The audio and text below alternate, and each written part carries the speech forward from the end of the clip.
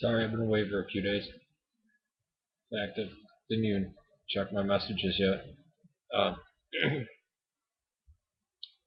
having trouble with this. The only thing I could really do was watch videos. I'm not even sure if I was logged in. Watching a bunch of Doctor Who's. Surprisingly, John Pertwee I didn't really like him back in the day. But this is not what I'm going to talk about. Yeah, the other day, the last couple videos I had on here were my mind was totally fogged from medication I was taking. Usually the medication I take for when I get sick gives me worse side effects. The sickness, it just cuts it shorter.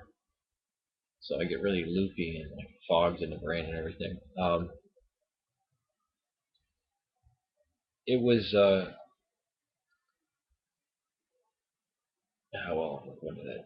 This video is basically from Orthodoxy to Atheism, part of the series.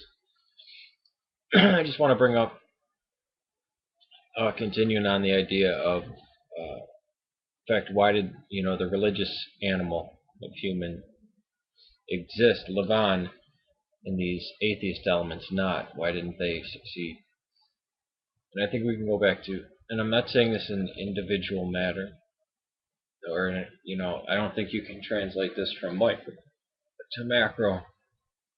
But so it is on an individual, but I don't think you can go micro to macro back to micro. It doesn't bounce back like this.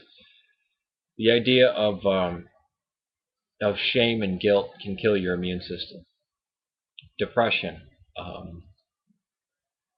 any one of these things that we harbor in our mind can really destroy our body, and they're us doing it. They're these thoughts that could just wreck your body, and it's known about this. People can actually die from fear. They can actually get so anxious and so stressed out that not only could like a sudden heart attack come on, but if it's prolonged, the amount of stress just actually does truly kill them. It destroys their immune system. People just burn themselves out. Or if people are severely depressed, you hear the I'm saying, oh, they just let go. People losing the will to live die. And this, to me, seems it's where religion has to play its part.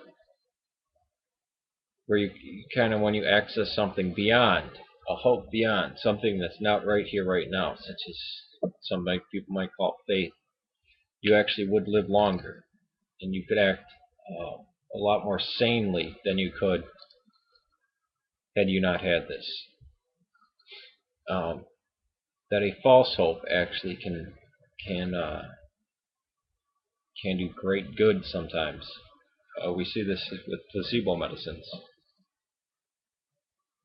Our human mind really is something fantastic.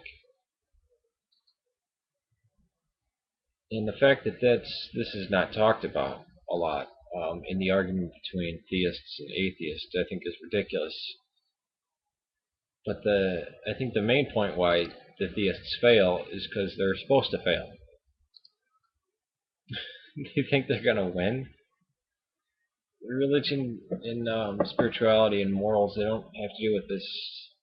They don't start, at least, from the material sense. You can't build up scientific, oh, this equals that. I think there are people, I think atheists and theists wind up using the same language, but they're talking about two different things. And then when you back a theist into a corner, they start giving all these ridiculous answers that not even themselves believe. After I saw this many times, I'm thinking, yeah, the atheist is right about everything. But still, I don't come to the material conclusion that they do. I'm talking about the very base thing. And I see religion or spirituality or an idea that we are more than sum total of our parts as a preface, as an assumption, basically, an assertion that you make, and then you go on from there. And I think there's probably human beings built with the atheistic inclination and the spiritual inclination. But I don't think you can cut it down religious lines. I think there's many atheists with the spiritual inkling, and I think they're the most articulate. And I think there's the theists with the atheistic assumption were probably the most loudest and bombastic, because for them it's rules. It has to line up with science. It has to line up with this and that. So you need to bend science a little. You need to make the rules a bit stricter, harder, where there's no rules, no discipline, where there's total liberation. You have to, oh, we gotta assign stuff there too. We gotta put stuff on. We gotta clamp that part down too, because it's gotta fit. And I know a lot of people hear this and go, "What the hell?" But this is part of why I started to kind of turn and say, "Huh." And say, "What is this? What is this ghost running the machine?" Because if the mind is just purely matter, then how are we the controller? How do we take that mind and then use it against our body? Or how could we affect our body in any way just by thinking, if there's not this radical thing to it? Because remember, with the idea of a soul, that penetrates the entirety of your body. With the idea of just a mind, it's brain sending impulses. But the soul would be the communicator. I think we kind of see this in phantom limbs. People get their arms cut off and they have crushing pain in their finger. It's strange. It's a kind of a remembrance thing. Now, I think a lot of this will get scientific language put to it. I have no problem with that. And if we find out the source of how the physical mind is doing, that's good. That'll further our knowledge in science. But the idea of who is the controller, it almost can be answered in are you conscious, which is not scientific at all. It can't be. Do we actually know we're awake? I mean, this is kind of a strange test. It almost kind of, you want to jump to the conclusion of being a solipsist, but I hope it won't lead anybody to that. Are you the only one conscious? You look out, you see people, and you see them reacting to you, reacting to each other. What if everybody else were these basically elaborate machines like ants, but acting on action, reaction, minutest details, all the experience in the past piled up? It would seem like human emotions, but they're not conscious. There's nothing back there. I think we all presume too much about humanity, which is good, and the way we work. But then when we try to put those into speaking about it, it really falls short. I mean, modern day psychology is going to seem, crude and barbaric in about 200 years, and we're all going to laugh at it because we don't really know. I mean, the mind is still a mystery. Why is it that we can just destroy ourselves by our own thoughts?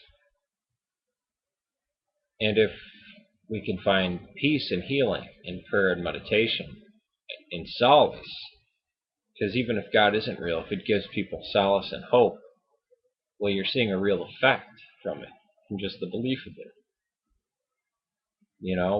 Psychological illnesses, we see a lot of things that Jesus did were probably psychological.